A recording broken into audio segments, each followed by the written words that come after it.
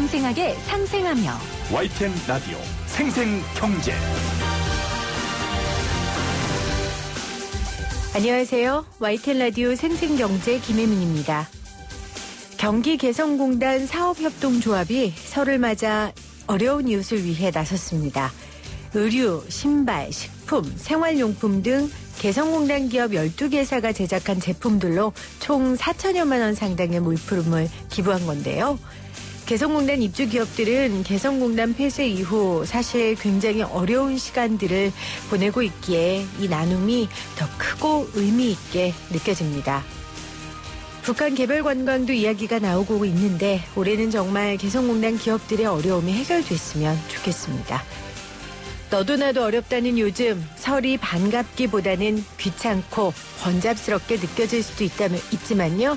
그래도 새해를 맞이하는 설이잖아요. 가족들과 좋은 시간 보내시길 바랍니다. 2020년 1월 23일 YTN 라디오 생생경제 지금 시작합니다.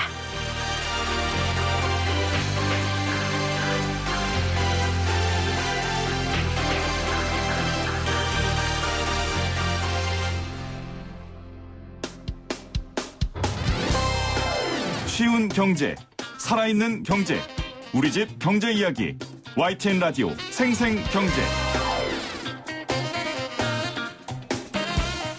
오늘 가장 뜨거운 경제 뉴스를 제일 생생하게 전해드리는 시간입니다. 혼설족, 누구와도 함께하지 않고 홀로 설을 보내는 사람을 의미하는 신조어입니다.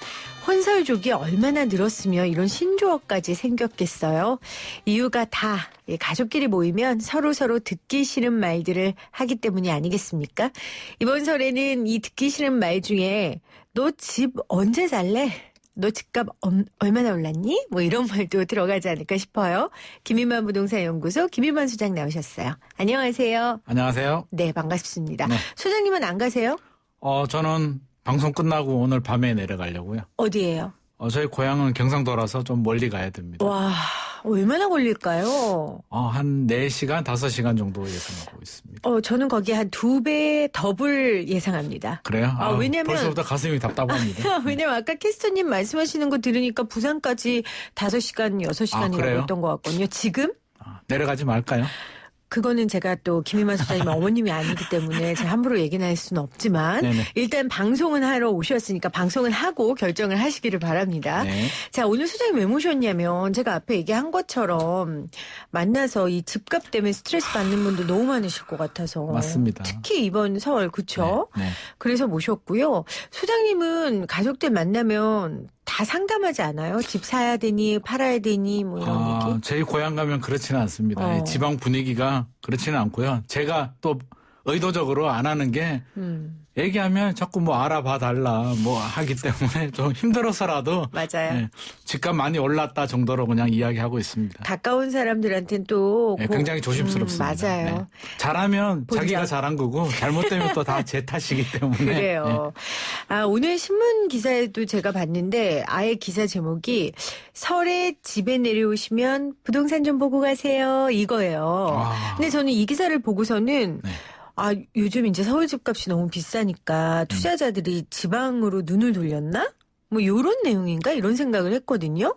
실제 설에 지방 내려가서 부동산 둘러보는 분들이 많습니까? 이게 아마 지방도 지방 나름인 것 같아요. 최근에 이제 지방 중에서도 부동산 시장이 가장 좋은 곳들이 이제 대구, 대전광역시 이런 지역들인데 광역시들이죠. 소비도시들인데 이런 지역들은 이제 이런 말들이 충분히 먹힐 상황이 되고요. 왜냐하면 서울도 많이 올랐고 이런 광역시들도 많이 올랐는데 정부 규제는 지금 거의 서울 고가 그렇죠. 주택 타깃이고 네. 대전 같은 경우는 뭐 이게 규제 지역 논의조차도 안 되고 있거든요. 그래서 서울 투자자들도 지금 지방으로 많이 관심을 가지고 있기 때문에 네. 뭐 충분히 일리 있는 이야기 아닐까 싶습니다.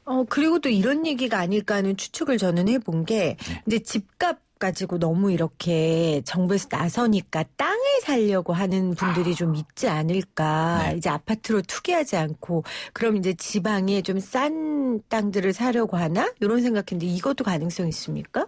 물론 땅도 충분히 관심을 가져야 되고요. 네.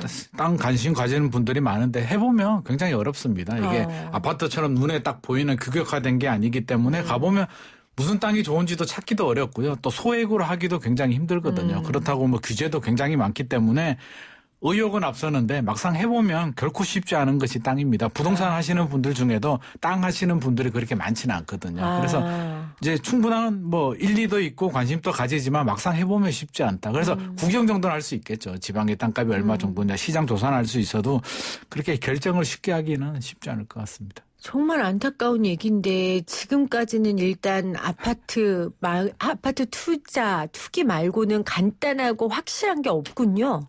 그렇죠. 대안책이 없네요. 그래서 사실 지금 대체제가. 아파트 시장이 이렇게 이제 나쁘게 말하면 투기판이 된 이유 중에 하나도 이제 거기에 있거든요. 그렇겠죠. 땅 같은 경우는 오를 때는 많이 올라요. 그래서 뭐 땅만한 투자가 없다라고 하는데 이제 투자를 보면 세 가지 관점에서 생각해야 되거든요. 수익성이 얼마나 되느냐, 팔 때 얼마나 빨리 잘 파느냐, 황금성이라고 하죠. 그다음에 안정성, 얼마나 잘 버티느냐, 위기에도 잘 버티냐인데 땅 같은 경우는 황금성이 좀 약해요. 그래서 뭐 10년, 20년은 기본 가지고 가야 된다라고 우리가 이야기하는데 아니 지금 아파트 시장이 어렵다고 땅을 사서 나이 한 40, 50 되시는 분이면 한 70 정도까지 바라봐야 되는데 그거 너무 길잖아요. 그리고 필요할 때 팔아야 되는데 땅은 뭐 1년, 2년 지나도 안 팔릴 수도 있는 게 땅이거든요. 그래서 그런 부분에서는 또 굉장히 리스크가 있고요. 내 돈 가지고 장기 투자 가능한 게 땅인데 막상 해보면 쉽지 않습니다. 그런데 아파트 같은 경우는 이 세 가지가 다 만족하거든요. 황금성도 좋고요. 수익성도 좋고요. 안정성도 좋기 때문에 원래대로 하면 이게 잘못된 게 이제 주식이죠. 그래서 외국 같은 경우는 주식이 이제 수익성이 좋고요. 이제 부동산은 수익성은 중간 정도. 그래서 이제 황금성하고 안정성은 뭐 중간 정도인데 이제 그런 개념인데 우리나라는 특이하게도 아파트가 이게 수익성도 주식보다 더 좋아지니까 전 국민이 다 아파트에 관심을 가지는 것 같습니다. 그래서 우리가 지난번 토론 아니고 수다에서 그런 이야기 했던 거 아니에요. 정부가 이 돈을 어디에 풀 수 있는 대안을 마련해 달라. 이 아파트 말고 맞습니다. 이렇게 수익성, 황금성, 안전성을 다 만족시킬 수 있는 새로운 산업이라든지 정말 돈이 돌아야 되니까요. 그런 이야기를 해 주셨는데 알겠습니다. 자, 오늘 조금 더 깊이 이야기를 해볼 이 부동산 내용이 바로 정부 규제 6주의 법칙이에요. 네. 사실 저는 이거 처음 들었거든요. 네네. 제가 언론고시 준비할 때 이런 내용 없었습니다. 네, 6주의 법칙. 정부가 부동산 규제를 내놓으면 6주를 기점으로 집값이 마이너스를 보인다는 게 6주의 법칙인데 좀 설명을 더 해주세요. 이게 참 법칙도 얼마나 잘 만드는지 예전에는 마용성이란 말도 없었잖아요. 맞아요. 그래서 신조어가 계속 생기고 있는데 6주의 법칙이 뭐 특별한 건 아니고요. 우리가 이제 대책을 발표되게 되면 소위 말해서 간본다고 하죠. 이게 뭐 방송에 이런 용어가 적합하지 않을 수도 있지만 이게 뭔지 된장인지 이게 구분이 안 되잖아요. 그래서 대책이 발표되면 좀 기다렸다가 한 4주에서 6주 정도 지나면 이제 실질적인 효과가 나와서 이게 안정 국면으로 가느냐 반등을 하느냐 이제 결정이 나는 거거든요. 그래서 6주 정도는 기다리면 이제 실질적인 효과가 나온다. 대책의 효과가 나온다. 네. 이렇게 볼 수 있는데 이게 뭐 절대 법칙은 아니고요. 우리 2017년도 파리 대책 같은 경우는 나오자마자 시장이 굉장히 얼어붙었다가 오히려 6주가 지나면서 굉장히 반등을 한 케이스고요. 지금 12.16 대책이 나오고 이제 설 지나면 아마 6주 정도 되나요? 대충 그 정도 되잖아요. 네, 맞아요. 그래서 이제 설도 굉장히 중요해요. 이게 설 추석도 이제 부동산 시장에서 굉장히 중요한 체크 포인트로 생각하는 게 터닝 포인트죠. 왜냐하면 명절 때 이제 가족들이 다 모여서 이제 이야기하다 보면 부동산 이야기도 나오는데 관심 안 가진 사람들도 관심을 가질 수도 있고요. 또 반대로 안 불안하는 사람들도 이제 부동산이 이제 어떡하냐 뭐 이런 얘기 나오면 또 불안할 수도 있는 거거든요. 네. 그래서 명절이 지나고 이제 시장 반응이 굉장히 중요한데 이번 설은 6주 법칙이 좀 안정 위주로 좀 가지 않을까 이런 안정 생각도 위주로. 하게 됩니다. 네. 그러니까 6주 법칙이라는 건 정부에서 부동산 정책을 내놓고 네. 시장에 반영되기까지 그렇죠. 시장에서 흐름을 읽기까지 6주가 걸리더라. 네네. 그래서 작년도 파리 대책에는 6주 후에 오히려 파리 대책 딱 나왔을 때는 얼어붙었는데 그리고 또 6주 후에는 2018년도 9.13 대책은 6주 이제 안정도 됐지만 6주 지나고도 계속 안정을 찾으면서 이제 하향 안정이죠. 거래량도 줄어들고 하면서 한 6개월, 8개월 정도 갔거든요. 그래서 이번에도 이제 얼마나 갈지가 이제 관건이고요. 정부에서 강력한 시그널을 계속 주고 네. 있습니다. 지금. 그리고 그럼 지금 말씀하신 것처럼 9.13 대책 이후에는 네. 처음에 나오자마자 좀 하락세였고 네. 6주 지나고도 더 안정적으로 하락세였죠. 하락세였고 네. 그때 먼저 마이너스를 찍은 지역이 어디였어요? 강남 3구 이제 정부 대책이 주로 이제 고가주택, 강남 타겟으로 9.13 대책도 이게 내용을 보면 네. 결국에는 대출 규제와 종부세 규제였거든요. 그래서 강남이 가장 먼저 반응을 했고 가장 큰 폭으로 하락을 했고요. 지금 또 약간 이제 그런 징조를 보이고 있거든요. 그래서 아무래도 강남이 타겟이고 지금은 또 강남이 그때도 영향을 받았고 9.13도 영향을 받았고 네. 이번에도 또 강남이 타겟이 돼서 영향을 먼저 받지 않을까 싶습니다. 이번에도 네. 그럼 당연한 게 그 정책의 타겟이 네. 강남이니까요. 네네. 그래서 그러다 보니까 굉장히 뭐. 불안해하고 있고 실제로 네. 호가도 떨어지고 있고요. 네, 그런 상황입니다. 자, 그러면 이제 12, 16 대책이 나온 지 6주차 되는 시기가 이제 다음 주 월요일이에요. 네네. 근데 이 다음 주 월요일인데 네. 그 변수가 설이란 말이에요. 네네. 왜냐하면 지금 소장님 말씀하신 것처럼 가족들이 모여서 얘기하다 보면 의사결정을 하게 될 테고 네네. 이제 그 의사결정에 따라 부동산 흐름이 결정이 될 텐데 이번에도 적용이 되겠죠.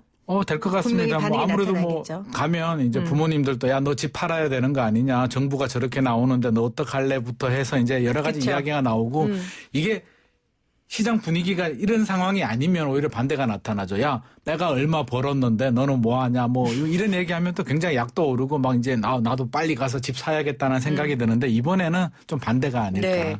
자, 그러면 아까 전에 9.13 대책 이후에는 강남이 제일 먼저 떨어졌다고 했고 이번에도 당연히 강남. 네, 지금 또 뭐 송파가 가장 먼저 반응하고 있고요. 송파, 서초, 강남 다 똑같이 거의 비슷하게 지금 하락세를 보이고 있습니다. 그러니까 지금 가장 먼저 보합권에 접어든 게 서초구, 네. 그다음 송파구, 강남구. 네.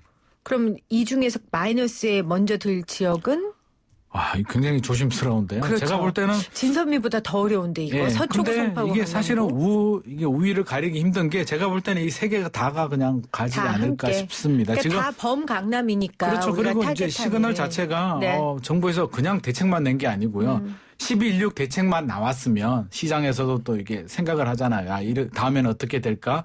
뭐 풍선 효과로 다른 데를 투자할까? 강남에 고가 아파트 가진 사람들은 여러 가지 생각을 하게 되는데 그 후에도 정부에서 가만히 있지 않았어요. 대통령 신년사를 보면 투기와의 전쟁 그럼요. 선포를 하셨죠. 선포를 했고요. 네. 뭐 원천 회복 이런 말씀도 하셨고요. 그 후에 나온 추가 대책은 아니고요. 이제 청와대 수석께서 말씀하신 게 주택거래 허가제라는 난리가 이야기도 났죠. 하고 최근에는 이제 전세 5년간 묶어버리겠다 이런 용어들도 나오고 있어서 시장에서는 지금 굉장히 불안해한 상황입니다. 그러게요. 야, 이거 왜 이렇게 불안하냐면 저희도 느끼는 게 이게 지금까지 일반적인 양상은 이제 우리가 예를 들자면 이제 권투 경기를 예를 들자면 이제 링 안에서 규칙이 있잖아요. 그래서 심판이 있고 선수가 있으면 지금까지 정해진 규칙 한도 내에서 대책들도 기존에 나왔던 대책들이 나오고 게임을 했다면 최근에 나온 양상들을 보면 지금까지 생각하지 못했던 주택거래 허가제라든지 이런 용어들. 그러니까 기존의 규칙들이 아닌 이게 생각하기 힘든 약간 반칙? 반시장적인 대책들까지도 지금 이야기가 나오고 있으니까 일각에서는 시장에서는 야 이러다가 진짜 이게 아무리 반시장적이지만 하는 거 아니야? 지금 하는 거 보니까 할 것 같아. 총선 앞두고 대선 앞두고 무엇이든지 할 것 같아라는 불안감이 굉장히 크거든요. 그래서 이번에는 지난번 9.13과는 다르게 좀 더 팩트가 더 반응이 크게 확실히 나타날 것 같다. 그렇게 될 것 같습니다. 일단 지금 강기정 정무수석의 그 매매 허가제 발언은 논란이 되면서 개인적인 생각이다 청와대가 네. 그렇게 일단 밝혔어요. 그래서 네네. 뭐 더 이상 확대되진 않았지만 지금 소장님이 거듭 말씀하신 것처럼 부동산의 심리가 중요하기 때문에 네. 지금까지는 그 판 안에서 네네. 규칙을 조금 엄하게 했다면 지금은 아예 새로운 판 아니면 싸우는 판을 더 좁게 만드는 양상이기 때문에 훨씬 더 시장의 그렇죠. 반응이 나타날 것이다. 기존 같으면 예를 들어서 이제 좀 코피가 났다 그러면 심판이 좀 말려주기도 하고 좀 기다려주는데 지금 상황은 그런 상황이 아니고 코피가 나고 있는데 더 두들겨 팰 것 같은 분위기라서 사실 허가제도 이게 한 발 뺐어요. 수석에 청와대에서도 야 그냥 수석 개인적인 발언이다라고 뺐는데 이게 쉽게 넘기기가 힘든 게 그렇죠. 실질적으로 보면 사실은 이게 주택거래 허가제가 사실은 나쁜 것도 아니고요. 이게 굉장히 반시장적일 수도 있지만 지금 또 거의 하고 있거든요. 주택거래 신고제인데 굉장히 강하잖아요. 9억 넘어가게 되면 모든 증빙 자료들을 다 제출해야 되거든요. 그래서 어떻게 보면 실질적인 허가제를 하고 있다라고도 얘기를 할 수도 있어요. 그래서 물론 허가제가 나오면 더 강력하게 나오겠지만 네. 그냥 신고제가 아니고요. 그래서 또 이게 이제 우리가 너무 민감하게 이게 정치적으로 이렇게 해석하면 안 되는 게 토지 공개념도 그렇잖아요. 토지 공개념 나오면 일각에서는 야 이거 운동권 정부가 이거 빨갱이 아니냐 뭐 이런 얘기를 하는데 역사적으로 뒤로 돌아가 보면 토지 공개념을 누가 했냐면 군사정부 시절에 이게 노태우 정부 시절에 나왔고요. 김대중 정부가 풀어줬거든요. 네. 그래서 그렇게 너무 정치 논리로 이렇게 갈 필요는 없고요. 사실 지금도 토지도 허가제 하고 있잖아요. 그러니까 과열 지역에 대해서 하고 네. 있기 때문에 주택도 과열 지역에 대해서는 사실은 허가제가 나온다고 해서 이게 반시장적이고 너무 이렇게 민감하게 반응할 필요는 없을 것 같습니다. 그러니까 이미 하고 있는 부분이 있고 그렇죠. 일정 부분 그렇다 해도 정무수석이기 때문에 네네. 정무수석의 이 워딩은 굉장한 영향력을 갖고 있잖아요. 그럼요. 그리고 사실 개인의 생각이라고 그걸 누가 믿겠어요. 그건 아니죠. 간보는 거죠. 네, 그러니까 일단 툭 던져보고 네. 이제 반응이 어떠냐를 볼 텐데 그렇기 때문에 그게 시장에는 지금까지 뭐 큰 변화가 없다 할지라도 물론 매매자를 하면 큰 변화가 있겠지만 있다 할지라도 그게 굉장한 영향력이 있기 그럼요. 때문에 저는 위축될 굉장히 수 잘한 것 있다는 거죠. 같아요. 이게 청와대 입장에서는 이게 네. 물론 한 발을 뺐지만 뭐 이게 효과를 다 얻었잖아요. 이게 실제로 하지도 않고 정치적으로 욕도 안 먹으면서 경고는 줬단 말이에요. 야, 너희들 계속 이 상태로 나가면 진짜로 해버린다라는 시그널을 충분히 줬기 때문에 시장에서 굉장히 겁을 먹고 있거든요. 이게 이렇게까지는 안 할 줄 알았는데 일단 수석 입에서 나왔다는 것 자체가 굉장히 공신력 있는 발언이고 이제 굉장히 두려움을 네. 느끼고 있는 것 같습니다. 네.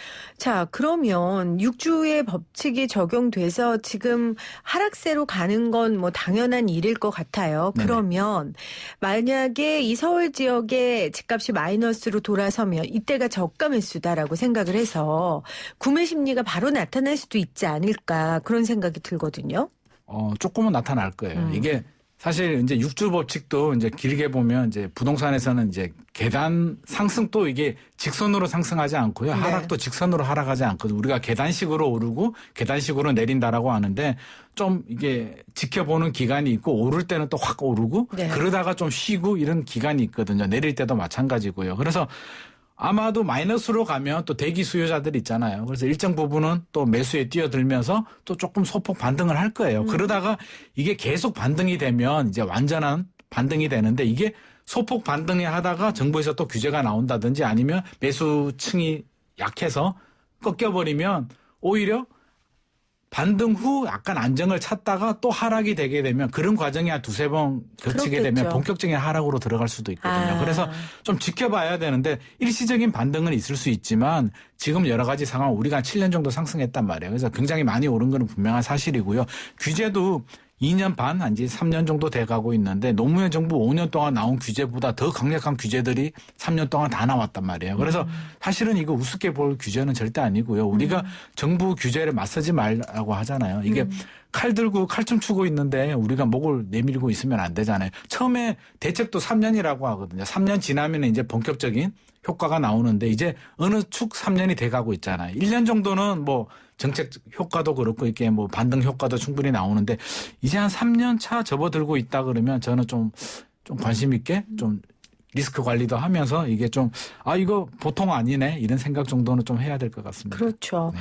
그러니까 파도도 들어오고 나가고 하는 그럼요. 것처럼 시장에 그런 패턴이 있지만 이제 3년 정도 지났으면 시장의 패턴도 안정이 되면서 정부가 펼친 그 정책의 효과가 이제 본격적으로 그럼요. 나타날 때다. 그리고 저는 이런 생각을 해요. 이제 이번 올해 총선이고 이제 대선 즈음 시작하면 결국 이 집값이 엄청난 그 쟁점이 될 거란 말이에요. 맞습니다. 네, 그래서 이 정권이 이제 진보 정권이 계속 이어가느냐 아니면 정권이 바뀌느냐에 굉장히 문제가 될 그럼요. 쟁점이기 때문에 문재인 정권에서는 사활을 걸 수밖에 없는 문제다. 그렇죠. 이게 노무현 정부 시절에 한 번의 네. 트라우마가 있잖아요. 네. 부동산 전쟁에서 실패한 트라우마 때문에 지금 또 사실은 다른 지역은 뭐 크게 신경 안 쓰는 것 같아요. 일단 강남이 주 타겟이고 강남만큼은 끊고 말겠다는 강력한 의지를 가지고 있어서 이게 IMF 같은 뭐 그런 경제 위기가 와서 이렇게 뭐 다 내려앉으면 활성화를 해야겠지만 그런 상황이 아니면 이게 쉽게 풀어주지도 않을 것 같습니다. 그리고 예전에 노무현 정권 때는 생각해보면 사실 종부세 뭐 이런 얘기 나올 때 이거 내는 사람 정말 부자들인데도 네. 택시 택시 아저씨들도 그냥 다 반대했거든요. 네, 맞습니다. 이렇게 되면 이거 우리 공산주의 국가 되는 거 아니야? 맞습니다. 집값 시장 반시장적 아니야? 했는데 네. 지금 이제 지금의 국민들은 집값이 너무나 우리 일상생활을 파고드는 아픈 문제가 됐어요. 맞아요. 그러다 네. 보니까 그리고 종부세나 여러 가지 정책에 대한 이해들도 높아졌고 그럼요. 아마 그래서 더 탄력을 받고 이런 부동산을 옥죄는 정책을 밀고 나가는 게 아닐까라는 생각을 그렇죠. 합니다. 이게 정치인들은 표를 계산하지 않을 수는 없는데 그럼요. 이렇게 한다는 얘기는 표에 도움이 되는 거거든요. 그 맞습니다. 얘기는 지지하는 사람들이 그렇게 많다는 거고요. 사실 뭐 10% 부자를 두들겨 패서 집값이 안정이 된다면 사실 그것도 제가 뭐 편드는 건 두들겨 아니지만 패지는 맙시다. 네. 편드는 건 아니지만 또 네. 다수가 또 이익을 볼 수도 있는 부분인데 아무튼 지지하는 분들이 상당히 많고 너무 네. 민감한 문제예요. 맞아요. 부동산은 이거 대한민국 국민들 중에 이게 부동산에서 자유로운 분들이 없거든요. 전세 사는 분들도 또 이게 굉장히 맞습니다. 민감한 문제고요. 그러니까 제가 지금 웃으면서 두들겨 펼치는 맙시다의 얘기는 뭐냐면 정당하게 돈 벌어서 그 부동산을 떼서 투자한 사람이 나쁜 게 아니에요. 그럼요. 그러니까 정당한 방법으로 그들이 과외로 얻은 그 많은 수익증을 정당한 방법으로 세금도 거두고 함께 이렇게 하자는 얘기니까요. 그래서 제가 그 표현을 하지 말자라고 얘기를 한 겁니다. 왜냐하면 부동산 문제가 그만큼 예민하기 그럼요. 때문입니다. 부작용도 분명히 있고요. 네, 또 이런 맞습니다. 대책들도 분명히 또 부작용도 생길 거예요. 네. 자, 오늘 설에 아마 여러분들 집값 이야기, 집 이야기 많이 하실 것 같아요. 그래서 여러분들의 이야기에 좀 도움이 되고자 우리 김윤만 소장님과 함께 이야기 나눴고요. 돌아오는 주 월요일이 이 12, 16 대책 이후 6주랍니다. 그 시장이 어떻게 반응을 할지 또 소장님 모셔서 자세한 이야기 나누겠습니다. 소장님 이제 빨리 엄마 만나러 가세요. 알겠습니다. 얼른 네. 달려가야 되겠습니다. 네, 지금까지 김윤만 소장이었습니다. 고맙습니다. 감사합니다.